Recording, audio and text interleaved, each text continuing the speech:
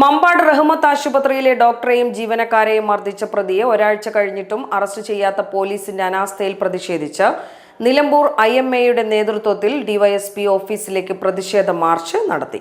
തുടർന്ന് ഡിവൈഎസ്പിയുമായി കൂടിക്കാഴ്ച നടത്തുകയും പ്രതിയെ പെട്ടെന്ന് അറസ്റ്റ് ചെയ്യാനുള്ള നടപടി സ്വീകരിക്കുമെന്ന് ഡിവൈഎസ്പി പറഞ്ഞു. ആശുപത്രി സംരക്ഷണ നിയമപ്രകാരം ജാമ്യം ലഭിക്കാത്ത കുറ്റം ചെയ്ത പ്രതിയുടെ അറസ്റ്റ് ഇനിയും വൈകിയാൽ പ്രത്യക്ഷ സമര പരിപാടിയിലേക്ക് നീങ്ങുവാനും IMA ഹാളിൽ ചേർന്ന യോഗം തീരുമാനിച്ചു.